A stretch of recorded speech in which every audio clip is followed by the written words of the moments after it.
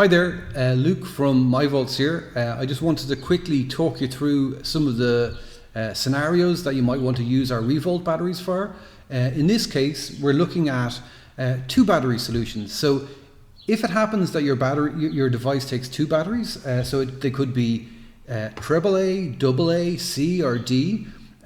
This is how we look through finding out how that works fundamentally. The first thing I'd say is that what you actually get when you get our two battery solution is a solution that works for both AAA and AA. So I'll just show you what that actually looks like. So this is our the basic bridge cable. So if you look there, you see you've got this DC connect on one end of the bridge, and then you have your battery shaped unit on the other. So that's what injects the power into where your batteries live. This is just a dummy connection battery, so this just fits in to complete the circuit. Okay, so that'll sit within your device like that. Okay, now after that, once that's connected now. So for example, I'll just show you here. This is a little Japanese Tomy made toy cat.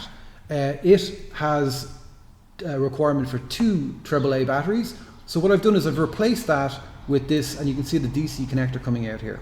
Okay, so once I've done that, all I need is my 3-volt cable. So it's one thing to remember that 3-volt is what you'll need to inject into anything that requires two batteries. Fortunately, everything that we looked at, within the C, D, AAA and AA area, had simple requirements, but the majority of them were two battery solutions. So in around 70–80%. So this solution of a 3-volt cable, the bridge cable and the AA, plus these neat little AA adapters, that will allow you to very easily connect any of the devices. So in order just to show you how this works, these screw apart and you just slide that in there, and hey presto, your AAA is a AA. And the same thing works. There's a little slit here, so this same unit will work both for AAA or AA.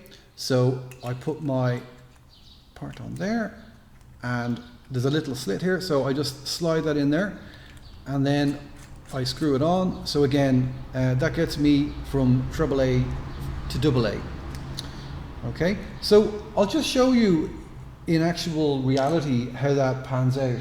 So if I take the example of, as I said, this little cat here, I've just got a simple power bank that what I'm going to do is I'm going to plug the ripcord into that. Just goes in like any USB connection, and then I get my little mouse or my little cat, and I plug that in there.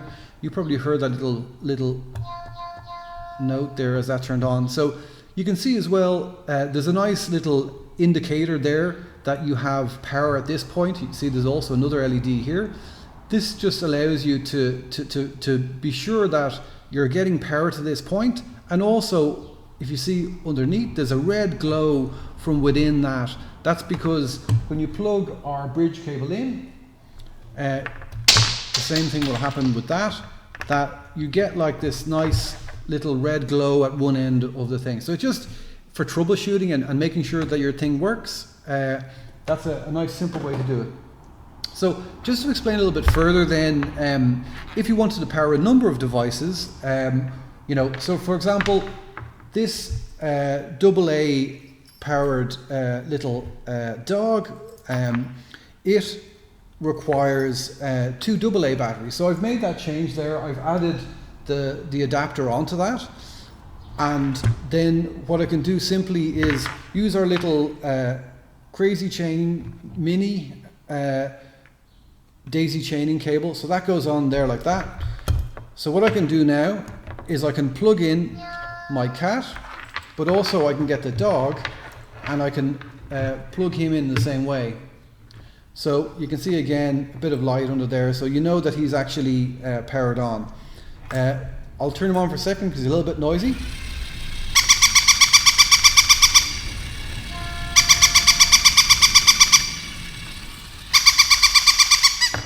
So there you go. There you see that both the two of them are powered from one 3-volt power connection. Okay, so if I want to take that a bit further, then I have this. You may remember the Duracell rabbit from the 1980s TV commercials. Again, it requires 2 batteries. So just to quickly jump in at this point, just to show you how it all works. We have our AAA solution, okay, so our little bridge cable. So what we have is, in order to adapt that so this guy here, he actually takes 2 2D batteries. So these are the larger type here. So our little connector just sort of fits in like that.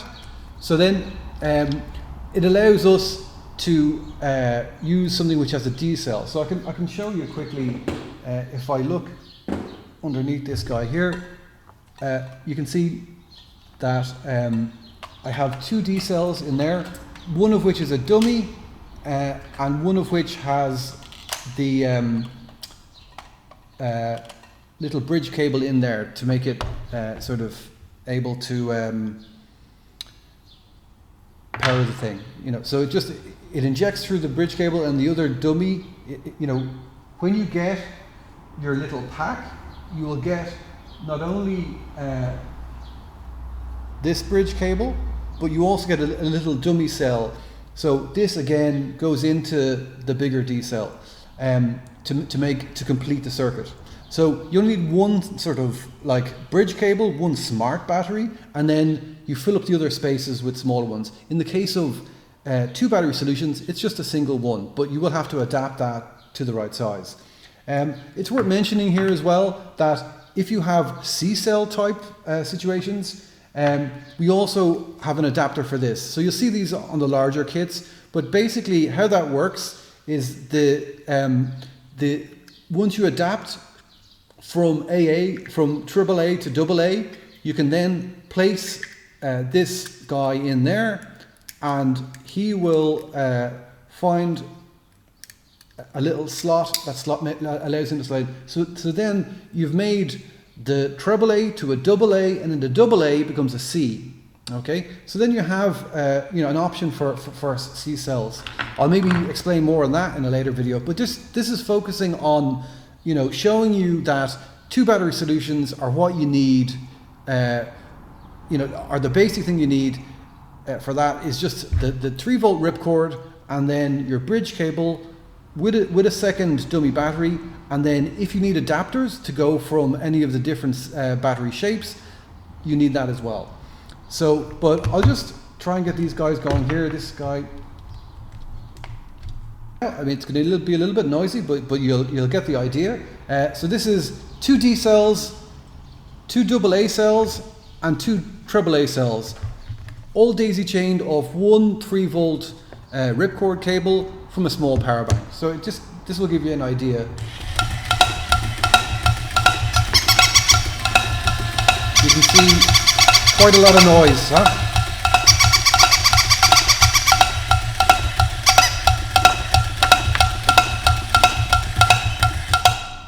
Unlike the Duracell battery, which would go on for hours and hours and hours, this guy, when wired up, you could. I've actually tried the 3 of these connected to a solar panel, for example, and as long as it's sunshine, he keeps going. So that's a nice way to pull it all together.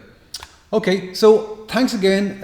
I just wanted to explain the bare principle of how that works. I hope that is helpful. And please let me know if you have any questions. We're always interested in talking about what we're doing and ways we can help. Okay, thank you. Goodbye.